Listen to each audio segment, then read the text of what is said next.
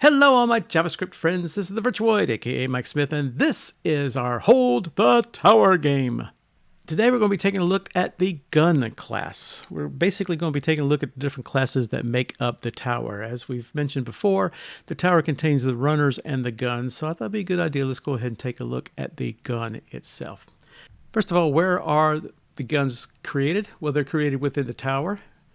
At the very beginning here, we create one gun, and also as we add guns within the run of the gameplay, we add a gun down here. And that's it. There's really not a whole lot to that.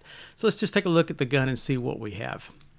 Like I always do, is I have everything within private variables, and I only expose those variables on an as-needed basis here.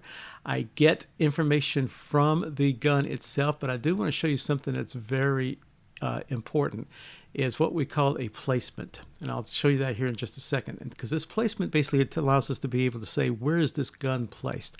Let's flip over. I'm going to press F5 on my screen here on the other screen, and let's take a look at what we have with the gun. The gun started, I should not have moved the cursor there, but the gun started at the 12 o'clock position.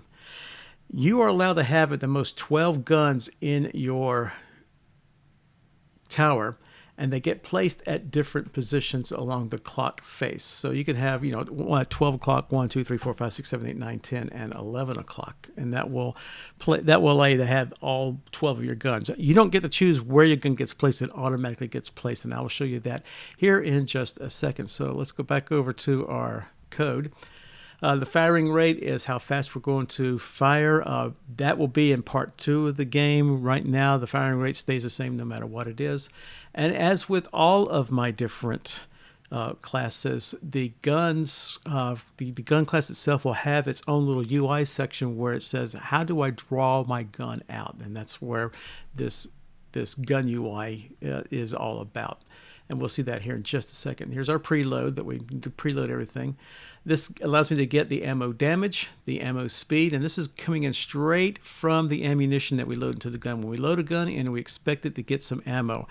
Right now we just have one type of ammo, but eventually we're going to have different types of ammos with different damage, and so the gun needs to know what kind of ammo it's firing. The ammo type, the position of it, the placement, no big deal, firing rate. Here's where I get information straight from the UI itself, because I need to know exactly where the gun is located, what its rotational balance is, what its angle is, things like that. The set angle is used to be able to tell it where it is positioned. So as I use the left joystick and it goes left or right, I need to know the angle it is from the, basically in relationship to in relationship to its starting angle. And so that's what that allows me to do. Here's my create, where I create the UI itself. We adjust the firing rate, no big deal there. Adjust ammo damage, ammo speed. All of this is really kind of, and replace ammo, all this is really kind of immaterial. These are things that I started to work on, but then we're going to have it within part number 2.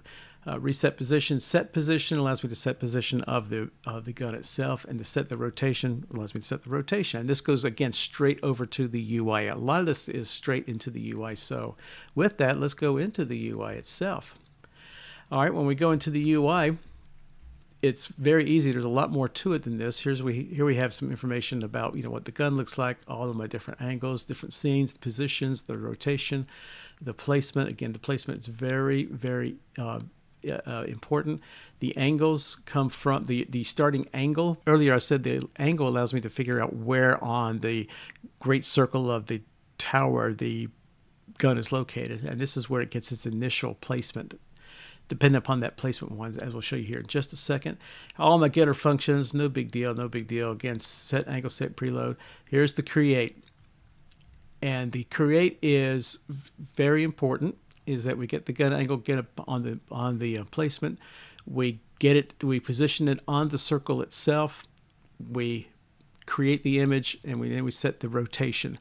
And the set of the rotation is the gun angle at this point. I don't want it, as it rotates, to always be pointing the same way. I want it to be pointing outward away from the away from the center of the tower, and that's what this set rotation does for me automatically. Reset position allows me to set the position of the gun back to its original starting point, and that's very important when we're adding a gun, because if all the guns have been moved around, I can't very well add one at 1 o'clock, because that may go on front top of another one. So I reset all the guns' positions.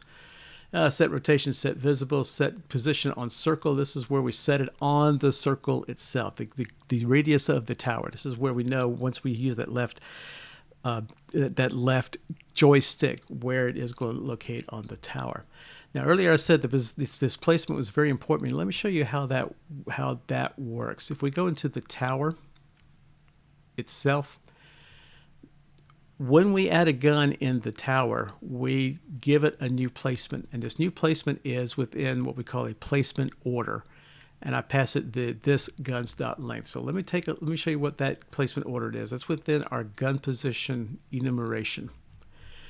And basically what I've done here in the gun position enumeration, I've got my in this case 13 different symbols, because I also have a symbol of none. I got my different positions which I created, and then as you can tell from the color of the IDE, it's not being used at all.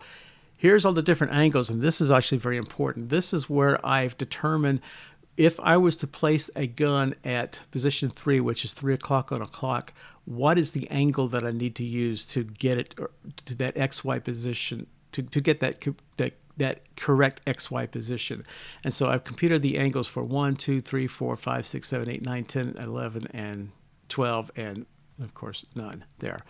But placement order is what is important. This is what was called inside the tower here, this gun placement order, guns.length. So what happens here is that the first gun is always placed at 12 o'clock. When tower is called and we want to place a new gun, we have not added the gun yet, because we're now creating a new gun, so we have not added the gun yet, so gun's length is 1. So if we go to placement order 1, the next gun will be placed at 6. If we have 2 guns and add a gun, the next gun will be placed at 3, then the next gun at 9, then 1, 7, 10, 4, 11, 5, 8, 2. So what I try to do is I try to equal all of them. I try to keep them as equal distant apart as possible. Of course, once you get past the 12, 3, 6, and 9 positions, you can't do much of anything past that. But that's why placement is so very important, because not only does it allow me to tell it, where is it going to place automatically on the tower, but it also allows me to be able to determine where on that circle that the tower is making to be able to initially place the XY. And then from that will allow me to be able to set the rotation of the tower, of the gun, so it can be rotated so it's always pointed away. Actually, that's down here. So it's always pointed away from the center of the tower. And so that's why you can get the really nice, pretty looking things like this, that the gun moves very nice and evenly across the entire circle. By changing that angle, I get that, and then by changing the rotation, I get it to always point away from the center of the tower.